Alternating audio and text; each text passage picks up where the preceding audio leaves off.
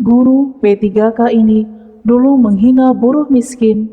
7 tahun kemudian, pria itu jadi bupati.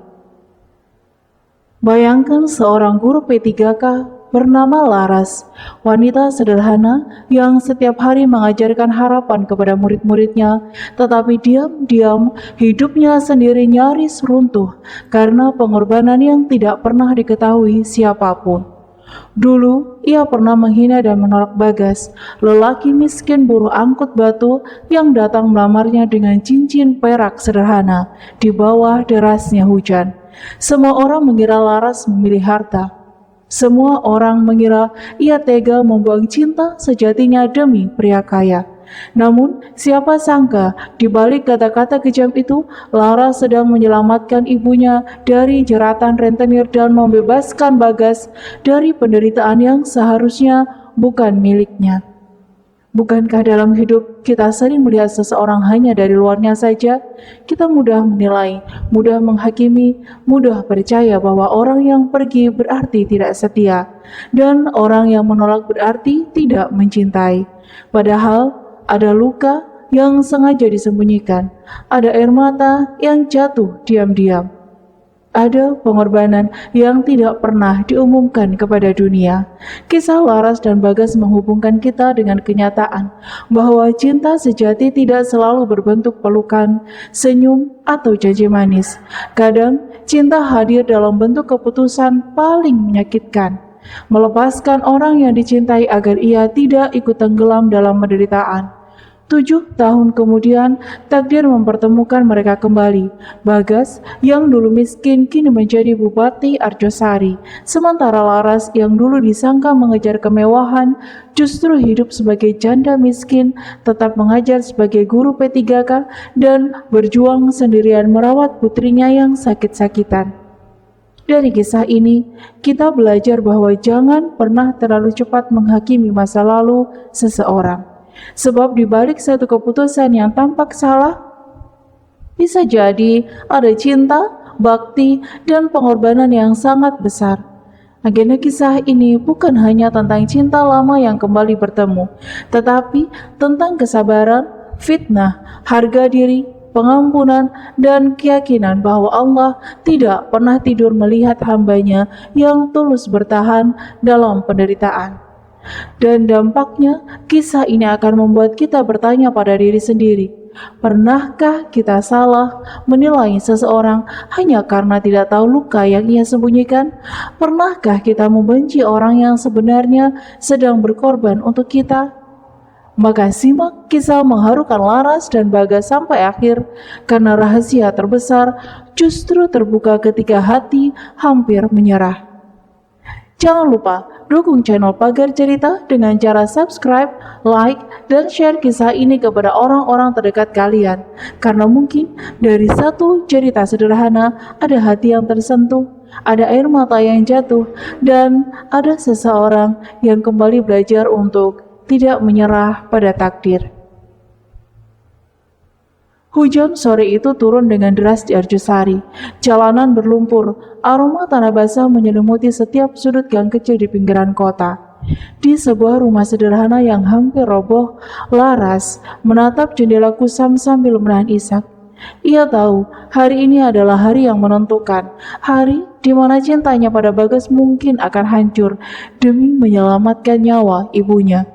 Bagas, pemuda yang dulu hanya buruh angkut batu di proyek kecil, kini berdiri di depan rumah dengan jaket tipis, basah kuyup karena hujan. Di tangannya tergenggam cincin perak sederhana yang diperoleh dari tabungan hasil jerih payahnya selama bertahun-tahun. Senyum tulusnya tak pudar meski rintik hujan menetes di wajahnya yang penuh harap. Baginya, Laras bukan sekedar wanita, melainkan cahaya yang memberi arti pada perjuangannya. Namun di dalam rumah, Sulastri, ibu Laras, tengah menangis histeris. Utang rentenir menumpuk, bunga yang melipat ganda dan ancaman kekerasan terus menghantui. Wicaksono, pria kaya dari desa sebelah, menawarkan penyelesaian utang dengan satu syarat: Laras harus menjadi istrinya. Laras terpaku di antara dua pilihan yang sama-sama berat. Ia mencintai Bagas dengan tulus, tetapi nyawa ibunya bergantung pada keputusan itu. Langkah Bagas di teras rumah terasa berat. Ia menatap Laras dengan mata penuh cinta. Laras, aku tahu cincin ini sederhana, tapi aku ingin hidup bersamamu. Maukah engkau menjadi istriku? Suara Bagas bergetar, membasahi udara yang sudah lembab oleh hujan. Laras menelan ludah, hatinya hancur namun ia harus bersikap tegar. Bayangan ibunya yang memegang botol racun dan ancaman rentenir kembali menyergap pikirannya. Dengan suara dingin yang sama sekali bukan dari hatinya, Laras menepis tangan Bagas. Kotak cincin itu terjatuh ke lumpur terkubur sebagian. Bagas, aku tidak bisa. Cinta saja tidak cukup untuk membayar hutang untuk menyelamatkan ibuku, kata Laras menahan air mata yang ingin tumpah. Bagas terkejut, wajahnya pucat. Laras, bukankah kita berjanji untuk berjuang bersama? Suaranya hampir patah namun ia masih menatap Laras dengan penuh harap. Laras menunduk, menatap hujan yang jatuh deras. Aku mencintaimu, Bagas. Tapi kali ini, pengorbanan terbesar adalah melepaskanmu. Aku rela kamu membenci aku seumur hidupmu daripada kau ikut menderita bersamaku. Bagas diam, hatinya remuk. Ia ingin berteriak, ingin memeluk Laras dan meyakinkannya bahwa mereka bisa menghadapi dunia bersama. Namun pandangan dingin Laras membuatnya terhenti. Tanpa sepatah kata lagi, Bagas berbalik dan melangkah pergi menembus hujan. Setiap langkahnya membawa rasa sakit yang tidak bisa diungkapkan dengan kata-kata. Laras menunduk sejenak, lalu mengambil cincin perak itu dari lumpur. Ia menggenggamnya erat di dada, menangis dalam diam. Hujan yang membasahi rambut dan tubuhnya seakan menjadi saksi kesedihan dan pengorbanannya. Ya Allah, bisiknya, aku rela hancur demi kebahagiaan orang yang kucintai. Jangan biarkan hatinya terluka karena aku. Rasa dingin hujan dan pedihnya hati Laras menyatu. Ia tahu keputusan itu akan membekas seumur hidup, tetapi ia tak punya pilihan lain. Cinta sejati kadang bukan soal kebahagiaan bersama, melainkan pengorbanan yang sunyi. Malam itu, di bawah hujan Arjosari, Laras belajar bahwa menahan cinta demi kebaikan orang lain adalah ujian paling berat yang bisa diberikan Tuhan. Di kejauhan, Bagas menghilang dalam deras hujan. Hanya jejak langkah kaki yang tertinggal di lumpur sebagai saksi bahwa cinta mereka pernah ada, tulus dan sempurna. Meski tak bisa bersatu saat itu, Laras menatap ke arah jejak itu, menahan tangis dan bersumpah pada dirinya sendiri. Suatu hari nanti, mereka akan bertemu lagi ketika dunia sudah memberikan jalan yang adil bagi cinta mereka. Pernikahan Laras dan Wicaksono digelar dengan sangat megah. Gedung pertemuan di Arjosari malam itu dipenuhi lampu kristal, rangkaian bunga melati dan tamu-tamu berpakaian indah yang datang membawa senyum serta pujian. Semua orang mengatakan Laras adalah wanita paling beruntung karena dinikahi oleh pria kaya raya, pemilik usaha material bangunan yang namanya dikenal hampir di seluruh penjuru kecamatan. Namun, tidak seorang pun tahu bahwa di balik riasan tebal dan gaun pengantin putih yang membalut tubuhnya, hati Laras sedang menangis darah. Senyum yang ia paksakan di pelaminan terasa seperti luka yang dibungkus kain sutra. Setiap kali para tamu mengucapkan selamat, yang terdengar di telinga Laras justru suara hujan di sore itu. Suara langkah kaki Bagas yang pergi meninggalkannya dengan hati remuk. Di sudut ruangan, Sulastri tampak lega. Hutang rentenir yang selama ini mencekik lehernya telah lunas.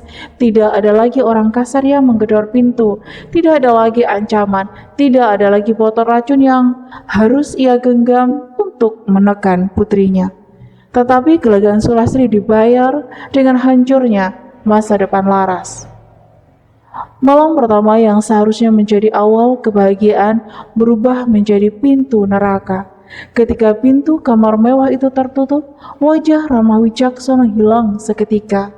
Pria itu menatap Laras bukan sebagai istri yang harus dicintai, melainkan seperti barang mahal yang sudah ia beli lunas. "Jangan pernah menangisi laki-laki miskin itu di rumahku," bentak Wicaksono dengan nafas berbau alkohol. "Mulai malam ini, hidupmu itu milikku. Ibumu sudah selamat karena uangku. Jadi jangan berani bersikap seolah kau ini korban." Laras hanya bisa menunduk. Air matanya jatuh tanpa suara. Ia ingin membela diri, tetapi lidahnya keluh. Sejak malam itu ia mengerti bahwa rumah besar bukan selalu tempat berlindung. Ada rumah yang tampak seperti istana, tetapi di dalamnya menyimpan jeruji yang lebih tajam dari besi. Hari berganti minggu, minggu berganti bulan. Laras tetap menjalani tugasnya sebagai guru P3K di sebuah SD negeri pinggiran Arjosari. Setiap pagi, ia berdiri di depan kelas dengan senyum lembut, mengajarkan anak-anak membaca, menulis, berhitung, dan berdoa sebelum belajar. Di mata murid-muridnya, Bu Laras adalah guru yang sabar, tidak pernah marah, tidak pernah mengeluh, selalu menyimpan permen kecil untuk anak yang berhasil menjawab pertanyaan. Namun, tidak ada yang tahu bahwa di balik lengan panjang seragamnya ada bekas cengkraman dan lebam yang ia sembunyikan. Tidak ada yang tahu bahwa riasan tipis di wajahnya bukan sekedar untuk terlihat rapi sebagai seorang guru, tetapi untuk menutupi tamparan Wicaksono semalam sebelumnya. Setiap kali Wicaksono kalah berjudi, Laras menjadi tempat pelampiasan. Suara bentakan, bantingan gelas, dan makian menjadi makanan malamnya. Ia sering menangis dalam sujud panjang setelah suaminya tertidur karena mabuk. Di atas sajadah yang basah oleh air mata, Laras berbisik kepada Allah agar diberi kesabaran seluas lautan. Di tengah gelapnya kehidupan itu, Allah menitipkan cahaya kecil dalam rahim Laras. Ia hamil. Untuk pertama kalinya setelah sekian lama, Laras punya alasan baru untuk bertahan. 9 bulan kemudian lahirlah seorang bayi perempuan bermata indah. Laras memberinya nama Kirana, karena anak itu adalah sinar kecil yang hadir di tengah malam paling gelap dalam hidupnya. Tetapi kelahiran Kirana tidak mengubah perangnya Wicaksono. Kebiasaan judinya semakin parah. Harta yang dulu ia sombongkan perlahan habis. Truk material dijual, tanah berpindah tangan, rumah mulai digadaikan, dan utang kembali menumpuk seperti gunung yang siap runtuh menimpa mereka. Pada suatu malam hujan deras, beberapa penagih hutang datang mengepung rumah. Wicaksono yang panik memilih kabur dengan sepeda motor. Di tikungan licin dekat jalan proyek, motornya tergelincir dan menghantam pembatas jalan. Ia meninggal di tempat, meninggalkan Laras dengan hutang, trauma, dan seorang anak kecil yang sakit-sakitan. Kematian Wicaksono bukan akhir penderitaan. Seminggu setelah pemakaman, rumah itu disita. Laras diusir bersama Kirana yang masih kecil. Sulastri yang mendengar kabar kehancuran itu jatuh terkena stroke dan dibawa kerabat ke desa. Laras kini benar-benar sendirian. Sebagai guru P3K, ia masih berusaha mengajar, tetapi hidupnya telah runtuh. Gajinya tidak cukup untuk membayar kontrakan, obat Kirana, dan kebutuhan sehari-hari. Kirana sering sesak nafas karena asma. Setiap kali anak itu batuk di malam dingin, hati Laras serasa seperti diremas tangan tak terlihat. Suatu sore setelah pulang mengajar dengan tubuh lelah, Kirana tiba-tiba terbatuk hebat. Wajahnya pucat, nafasnya berbunyi, dadanya naik turun mencari udara. Obat semprot asmanya sudah habis 3 hari lalu. "Ibu, dada Kirana sakit," rintih gadis kecil itu. Laras memeluk tubuh putrinya dengan panik. Ia merogoh tas tetapi hanya menemukan beberapa lembar uang lusuh. Uang itu bahkan tidak cukup untuk membeli obat. Di depan apotek kecil, Laras jatuh terduduk sambil menggendong Kirana yang semakin lemah. Air matanya tumpah tanpa bisa ditahan. Ya Allah, ratapnya, jangan ambil anakku. Kalau penderitaan ini hukuman atas dosaku di masa lalu, biarlah aku yang menanggung semuanya. Tapi jangan kirana ya Allah, dia tidak berdosa. Langit Arjosari mendung sore itu, dan di tengah keputusasaan seorang ibu, Laras tidak tahu bahwa takdir sedang bergerak pelan membawa masa lalunya kembali mendekat. 7 tahun berlalu sejak sore hujan yang merenggut segala harapan Bagas. Waktu bergerak seperti sungai deras, menyeret manusia ke tempat-tempat yang tidak pernah mereka bayangkan sebelumnya. Bagi sebagian orang, luka adalah alasan untuk menyerah. Namun bagi Bagas, luka justru menjadi bara yang membakar tekadnya untuk bangkit. Setelah ditolak dan dihina Laras, Bagas meninggalkan kampungnya dengan hati yang hancur. Ia tidak lagi ingin mendengar nama wanita itu. Tetapi anehnya, setiap kali ia mengangkat batu di proyek kecil, setiap kali punggungnya pegal karena beban semen, wajah Laras tetap datang seperti bayangan yang menolak pergi. Ia bekerja dari subuh hingga malam. Dari buruh angkut batu, ia belajar membaca gambar bangunan. Dari kuli harian, ia menjadi mandor kecil. Dari mandor kecil, ia memberanikan diri membuka usaha jasa bangunan sederhana. Bagas tidak pernah curang, tidak pernah mengambil hak pekerja, dan tidak pernah lupa pada rasa lapar yang dulu pernah menemaninya. Allah seolah membuka jalan bagi kesungguhan itu. Usahanya tumbuh perlahan.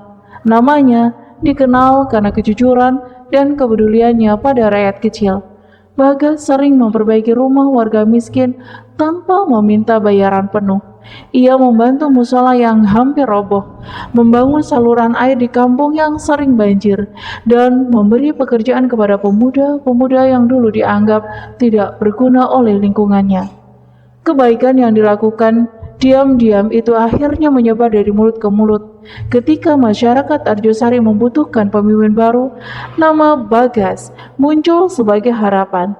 Ia maju bukan karena haus jabatan, melainkan karena ingin memastikan orang-orang miskin tidak lagi diinjak seperti dirinya dulu. Dan kini, lelaki yang pernah berdiri basah kuyup di teras rumah Laras dengan cincin perak murah di tangannya itu telah menjadi Bupati Arjosari. Gedung kantor bupati berdiri megah di tengah kota. Di lantai atas, Bagas sering berdiri di balik jendela besar, menatap jalanan yang dipenuhi kendaraan dan pedagang kecil. Setelah jasnya rapi, jam tangannya mahal, dan namanya dihormati banyak orang. Namun, di sudut terdalam hatinya ada ruang kosong yang tidak pernah bisa diisi oleh tepuk tangan rakyat ataupun penghargaan pejabat. Ruang itu masih menyimpan nama Laras. Bagas sering bertanya dalam diam, apakah Laras benar-benar bahagia bersama Wicaksono? Apakah wanita yang dulu mengatakan butuh uang, bukan cinta, kini hidup nyaman di rumah besar seperti yang ia pilih? Pertanyaan-pertanyaan itu selalu datang ketika malam terlalu sunyi dan doa terasa terlalu panjang. Di sisi lain Arjosari, Laras menjalani hidup yang jauh berbeda dari bayangan Bagas. Ia masih menjadi guru P3K di sebuah SD negeri pinggiran kota, tetapi hidupnya tidak lagi seindah seragam yang ia kenakan. Setiap pagi, ia mengajar dengan senyum yang dipaksakan. Ia membimbing murid-muridnya mengeja kata, menghafal doa, dan menggambar cita-cita. Namun saat bel pulang berbunyi, Laras kembali menjadi seorang ibu miskin yang harus menghitung sisa uang untuk membeli obat kirana putrinya. Mereka tinggal di kontrakan sempit di dekat bantaran kali berantas. Dindingnya lembab, atapnya sering bocor, dan udara malam membuat asma Kirana mudah kambuh. Gaji P3K Laras habis untuk kebutuhan hidup, biaya pengobatan, dan kiriman kecil untuk ibunya yang lumpuh di desa. Untuk menambah uang, Laras memberi les murah kepada anak-anak kampung pada sore hari. Ia lelah, tetapi tidak berani menyerah, sebab menyerah bagi seorang ibu berarti membiarkan anaknya jatuh tanpa perlindungan. Suatu pagi kabar menyebar di sekolah dan kampung bantaran sungai. Pemerintah Arjosari akan mengadakan kunjungan bantuan pendidikan dan kesehatan.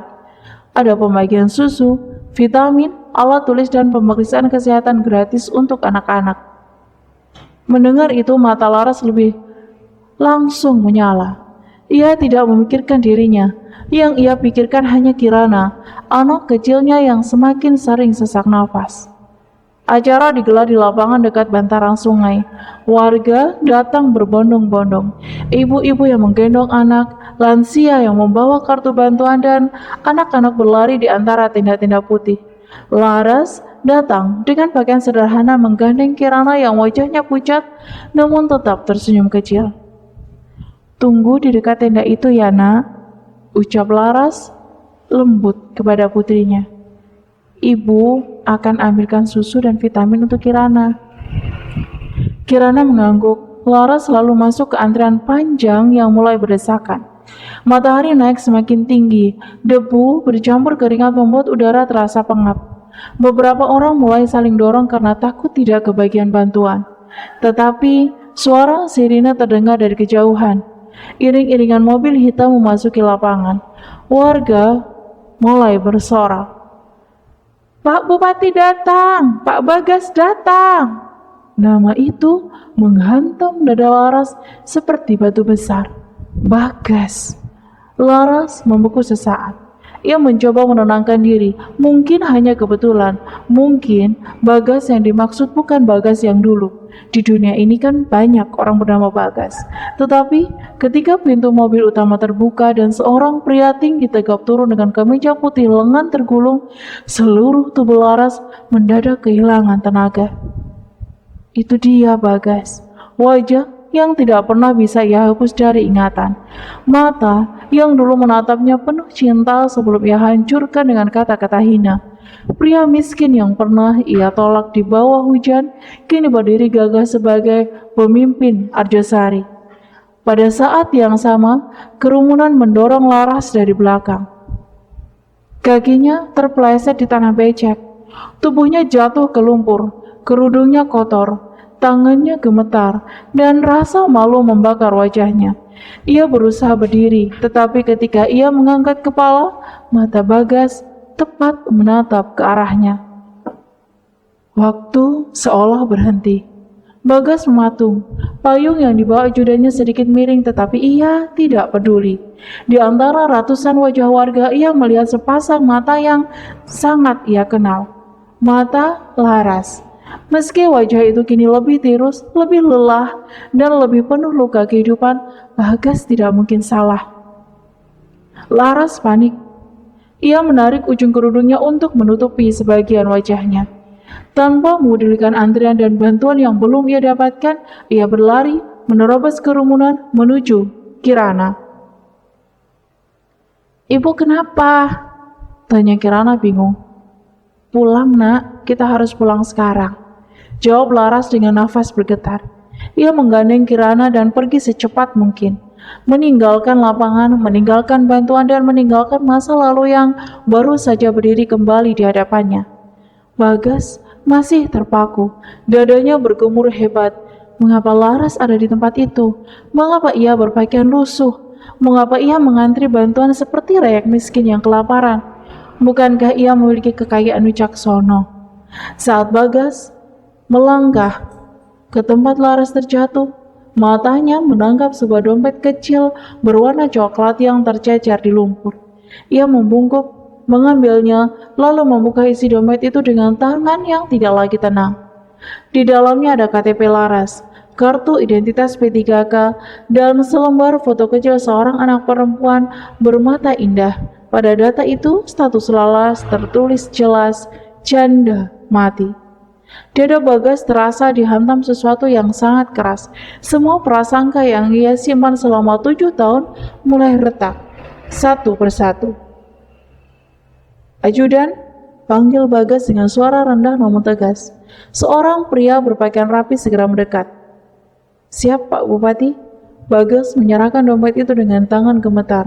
Matanya masih menatap jalan sempit tempat Laras menghilang bersama anaknya. "Cari tahu semua tentang wanita itu." ucap Bagas. Aku ingin tahu apa yang terjadi pada hidupnya selama 7 tahun terakhir. Jangan ada satu pun yang terlewat. Ajudan mengangguk. Langit Arjosari mulai mendung, dan untuk pertama kalinya setelah bertahun-tahun, Bagas merasa luka lamanya bukan lagi sekedar luka. Mungkin selama ini ia telah membenci orang yang salah. 3 hari setelah pertemuan di lapangan bantaran Kaliberantas itu, Bagas tidak pernah benar-benar bisa tidur. Setiap kali matanya terpejam, wajah Laras kembali hadir di antara bayangan gelap kamarnya. Wajah itu tidak lagi secerah dulu, tidak lagi dihiasi senyum lembut yang pernah membuat Bagas sanggup memikul batu seberat apapun di proyek kecil. Wajah itu kini kurus, lelah, dan dipenuhi garis penderitaan yang tidak pernah ia bayangkan. Di atas meja kerjanya, dompet kecil Laras masih tergeletak.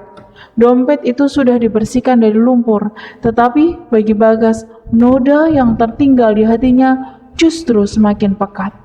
Di dalam dompet itu ada KTP Laras, kartu identitas P3K, dan foto seorang anak perempuan bermata indah bernama Kirana. Status Laras sebagai janda mati terus menghantui pikirannya. Kalau dia benar-benar memiliki kekayaan, mengapa hidupnya berakhir seperti ini? Gumam Bagas dalam sepi. Pagi itu ajudan kepercayaannya datang membawa map coklat tebal. Wajah pria itu tampak serius, seolah isi map tersebut bukan sekedar laporan biasa, melainkan peti rahasia yang berisi luka masa lalu. Semua data yang Bapak minta sudah kami kumpulkan, ucap sang ajudan pelan. Bagas menerima map itu dengan tangan dingin. Ia membukanya perlahan. Pada lembar pertama tertulis riwayat kehidupan Laras setelah menikah dengan Wicaksono. Bagas membaca setiap kalimat dengan dada yang semakin sesak. Wicaksono ternyata bukan pria terhormat seperti yang dulu didengar orang-orang. Ia penjudi, pemabuk, dan sering melakukan kekerasan. Beberapa tetangga lama bersaksi bahwa hampir setiap malam terdengar suara tangisan Laras dari dalam rumah besar itu. Ada pula catatan dari pihak sekolah bahwa Laras beberapa kali datang mengajar dengan wajah pucat dan tangan memar, tetapi selalu mengaku terpeleset di kamar mandi. Bagas berhenti membaca, nafasnya tercekat. Wanita yang dulu ia anggap memiliki kemewahan ternyata hidup dalam neraka yang tertutup dinding tinggi. Laras mengajar anak-anak dengan senyum lembut di pagi hari, lalu pulang untuk menerima bentakan, tamparan, dan penghinaan pada malam hari. Hati Bagas seperti diremas tangan tak terlihat. Lembar berikutnya membuat dunia Bagas semakin runtuh. Wicaksono meninggal karena kecelakaan saat melarikan diri dari penagih utang judi. Setelah itu, rumah disita. Laras terusir bersama Kirana yang masih kecil. Sulastri, ibu Laras, terkena stroke dan kini dirawat di desa terpencil oleh kerabat jauhnya di wilayah selatan Malang. Bagas menutup map itu sejenak. Matanya memerah. Ya Allah, bisiknya. Apa yang sebenarnya terjadi pada hidupnya? Tetapi satu pertanyaan terbesar belum terjawab. Mengapa Laras dulu menolaknya sekejam itu? Apakah benar semuanya hanya karena uang? Atau ada luka lain yang selama ini disembunyikan? Tanpa menunggu lama, Bagas membatalkan seluruh jadwal hari itu. Rapat pembangunan jalan, pertemuan dengan pengusaha, dan kunjungan dinas ia tunda. Ia harus menemui Sulastri. Ia harus mendengar kebenaran dari mulut ibu kandung Laras sendiri. Perjalanan menuju desa tempat Sulastri dirawat sangat panjang. Mobil Bagas menyusuri jalan berkelok, melewati kebun tebu, sawah basah, dan rumah-rumah kecil yang berdiri sederhana di bawah langit mendung. Sepanjang jalan, Bagas hanya diam. Di tangannya tergenggam cincin perak lama yang masih ia simpan sejak dulu. Cincin yang pernah jatuh ke lumpur bersama seluruh harga dirinya. Setibanya di rumah kayu sederhana itu, aroma minyak kayu putih dan obat tradisional langsung menyambutnya. Di dalam kamar sempit Sulastri terbaring di ranjang bambu. Tubuhnya kurus, separuh badannya lumpuh, dan wajahnya tampak jauh lebih tua dari usia sebenarnya. Ketika melihat Bagas berdiri di ambang pintu, air mata Sulastri langsung mengalir. Bibirnya bergetar, mencoba menyebut nama yang selama ini menjadi bagian dari penyesalan terdalamnya. Bagas, lirihnya nyaris tak terdengar. Bagas duduk di samping ranjang. Ia menatap wanita tua itu dengan dada berdebar. Bu, saya datang bukan untuk menghukum siapapun, ucapnya pelan. Saya hanya ingin tahu satu hal, mengapa Laras dulu menolak saya? Apakah benar dia membenci saya karena saya miskin? Tangisan Sulastri pecah, tangannya yang masih bisa bergerak mencengkram kain selimut lusuh. Wajahnya dipenuhi penyesalan yang sudah terlambat. Laras tidak pernah membencimu, nak, ucap Sulastri terbata-bata. Dia mencintaimu, sangat mencintaimu, bahkan mungkin lebih dari ia mencintai hidupnya sendiri. Bagas membeku. Sulastri melanjutkan dengan suara patah-patah. Dulu ia terlilit hutang rentenir, para penagih datang mengancam akan membunuhnya. Wicaksono menawarkan pelunasan hutang dengan syarat Laras menikah dengannya. Sulastri yang diliputi ketakutan memaksa Laras menerima lamaran itu. Bahkan pada malam sebelum Bagas datang melamar, Sulastri mengancam akan minum racun jika Laras tetap memilih Bagas. Laras menangis semalaman, kata Sulastri sambil terisak. Dia memohon agar ibu tidak memaksanya. Tapi ibu egois, nak. Ibu takut mati. Ibu takut rumah kami dirampas. Ibu memaksa anak sendiri masuk ke neraka hanya demi menyelamatkan diri ibu. Bagas merasa tubuhnya kehilangan tenaga.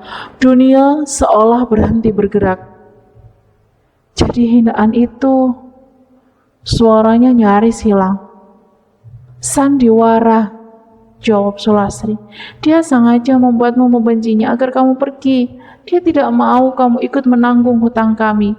Dia ingin kamu bebas mengejar hidupmu. Dia memilih dibenci olehmu daripada melihat masa depanmu hancur karena keluarganya.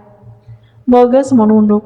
Air mata jatuh ke punggung tangannya. Selama 7 tahun, ia membangun hidup di atas luka dan kebencian. Selama 7 tahun, ia mengira Laras mengkhianatinya. Ternyata wanita itu justru mengorbankan dirinya agar Bagas terbang tanpa beban. Ya Allah, ratap Bagas lirih. Aku telah membenci malaikat yang sedang berdarah-darah. Sulastri menangis semakin keras. Ia meminta maaf berkali-kali, tetapi Bagas tidak sanggup berkata apa-apa. Dadanya terlalu sesak oleh penyesalan. Ia hanya menggenggam tangan Sulastri dan berkata bahwa ia telah memaafkannya. Bukan karena luka itu kecil, tetapi karena ia tahu Laras tidak akan pernah tenang jika ibunya terus dihukum oleh masa lalu. Sejak hari itu, Bagas berubah.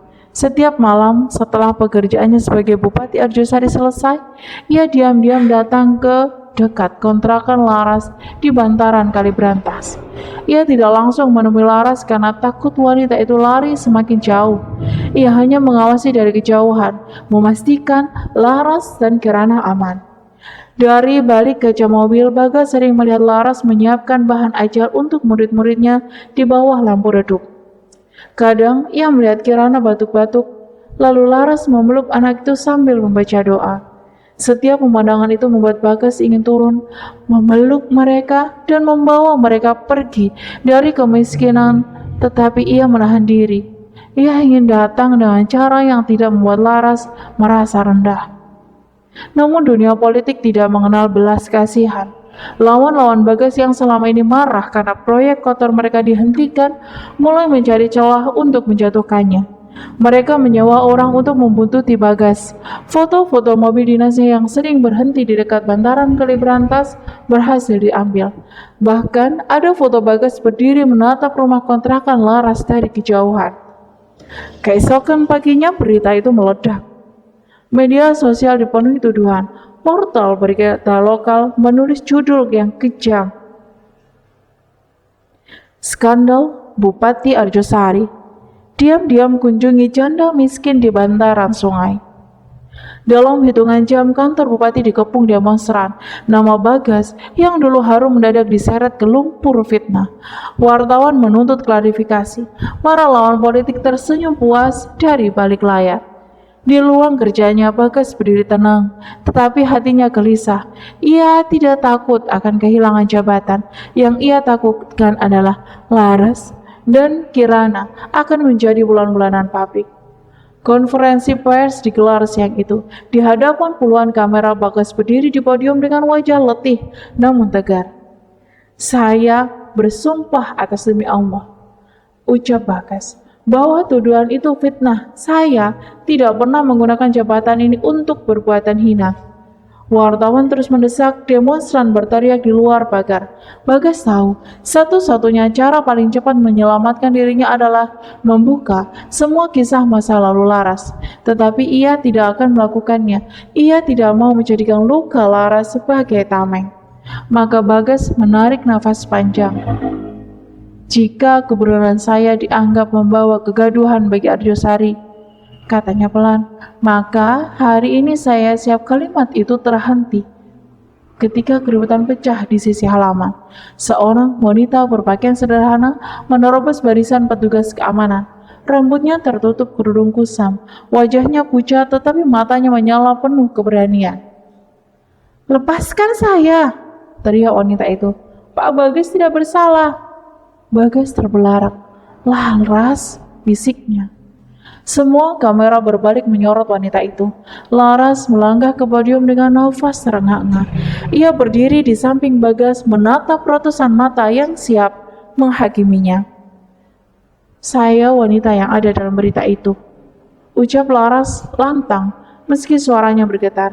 "Saya memang janda miskin yang kalian tuduh sebagai simpanan Bupati Arjosari." Kerumunan mendadak hening. Laras menghapus air matanya. Pak Bagas datang bukan karena niat buruk. Beliau datang karena beliau melihat rakyat kecil yang hidup dalam kesusahan. Beliau pemimpin yang tidak bisa tidur tenang saat tahu ada anak sakit yang tidak mampu membeli obat. Jangan kotori nama orang baik hanya karena kalian percaya pada fitnah. Bagas menatap Laras dengan mata basah. "Laras, jangan," bisiknya.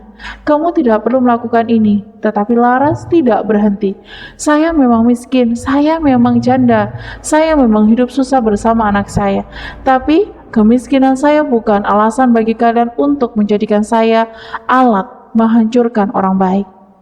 Kata-kata itu seperti petir yang membelah langit. Banyak wartawan menunduk. Beberapa demonstran mulai diam. Untuk pertama kalinya hari itu, kebenaran terdengar lebih lantang daripada fitnah. Setelah selesai berbicara, Laras menoleh kepada Bagas. Di matanya ada rasa maaf yang terlalu dalam untuk diucapkan. "Teruslah memimpin Pak Bupati," katanya pelan. "Arjosari membutuhkan orang seperti Anda. Jangan hancur hanya karena masa lalu saya." Laras menunduk lalu pergi meninggalkan podium. Bagas baru sadar beberapa detik kemudian wanita itu bukan hanya membelanya. Laras sedang berpamitan. Sama seperti 7 tahun lalu, ia memilih pergi agar Bagas tidak jatuh bersamanya. Dan kali ini Bagas bersumpah tidak akan membiarkan Laras menghilang untuk kedua kalinya. Matahari sore memancarkan cahaya hangat di stasiun Kota Lama Malang. Suara peluit kereta menggema di antara peron yang ramai. Laras duduk di bangku besi berderit, memeluk Kirana dengan lembut. Kereta ekonomi yang akan membawa mereka pergi jauh mulai memasuki peron, menandai langkah baru dalam hidup mereka. Laras menatap ujung rel yang memantulkan cahaya jingga keemasan. Hatinya berdebar, penuh campuran takut dan lega. Ia menoleh ke Kirana, anak kecil yang selama ini menjadi alasan ia bertahan di tengah gelapnya kehidupan. Kirana tersenyum tipis, memandang ibunya dengan mata jernih yang penuh kepercayaan. Tiba-tiba, suara yang sangat familiar memanggilnya dari kejauhan. "Laras, jangan pergi!" Laras menoleh, tubuhnya membeku. Di tengah kerumunan, Bagas berdiri dengan jas basah kuyup, matanya memerah oleh tangisan yang lama ditahan. Ia melangkah cepat, menembus kerumunan, menghentikan Laras tepat sebelum langkah terakhir menuju gerbang. Bagas menahan tangan Laras dengan lembut tapi tegas. "Kamu tidak akan pergi lagi, sudah cukup kamu menanggung semuanya sendirian," ucapnya lirih. Suara itu menembus keraguan Laras, membuat hatinya hangat. Untuk pertama kali dalam bertahun-tahun, Laras menundukkan kepala menahan tangis. Aku hanya ingin melindungimu dan melindungi Kirana dari bayang-bayangan masa lalu," ucapnya. Bagas tersenyum tipis, air mata menetes di pipinya. "Aku sudah tahu semuanya. Aku tahu semua pengorbananmu. Sekarang, aku akan memastikan kau dan Kirana aman. Kita tidak akan lagi berjalan sendiri-sendiri."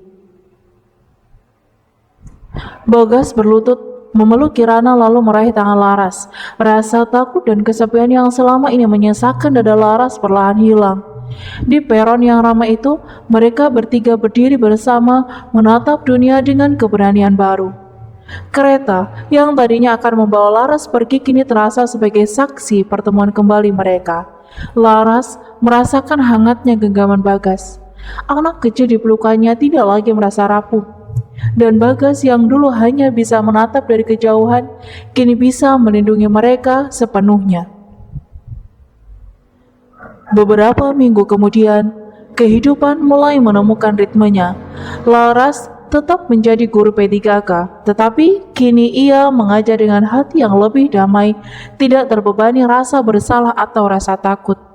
Murid-muridnya belajar tidak hanya membaca dan berhitung, tetapi juga melihat keteguhan, keberanian, dan pengorbanan dari seorang guru yang hidup nyata di dunia mereka. Kirana perlahan membaik. Asma yang dulu sering mengganggu tidurnya kini tertangani dengan baik berkat perawatan Bagas. Setiap malam sebelum tidur, Kirana memeluk Laras dan Bagas bersama, merasa aman di tengah dunia yang luas. Bagas tetap menjalankan tugasnya sebagai Bupati Arjosari dengan dedikasi tinggi. Ia belajar bahwa kepemimpinan sejati bukan tentang kekuasaan, tetapi tentang melindungi yang lemah, menepati janji, dan menghargai pengorbanan orang lain. Ia juga belajar bahwa cinta yang tulus membutuhkan keberanian untuk memahami, memaafkan, dan menjaga. Di satu sore setelah hujan reda, Laras berdiri di halaman sekolah, menatap Kirana yang tertawa bersama anak-anak lain. Di sisi lain, Bagas berdiri dengan senyum hangat. Tangan mereka saling bertaut. Pelangi tipis muncul di langit, seolah menandai akhir badai panjang mereka dan awal kehidupan baru. Laras menarik nafas panjang, menyadari bahwa cinta sejati tidak selalu datang dengan kemudahan, tetapi dengan ujian yang membentuk kekuatan, pengorbanan, dan keikhlasan. Baginya, Bagas bukan hanya cinta pertama, tetapi juga pelindung dan sahabat yang selalu hadir ketika dunia terasa paling gelap. Dalam kisah ini, pengorbanan dan ketulusan hati akan menemukan jalannya. Cinta yang diuji oleh kesulitan dan penderitaan tidak akan hancur. Justru cinta itu akan tumbuh lebih kuat, membangun keluarga yang kokoh, hati yang dewasa, dan masa depan yang lebih cerah. Laras, Bagas, dan Kirana kini memulai lembaran baru, membawa pengalaman masa lalu sebagai pelajaran, bukan beban. Dunia mereka mungkin tidak sempurna, tetapi hati mereka utuh, dan itu lebih berharga daripada apapun.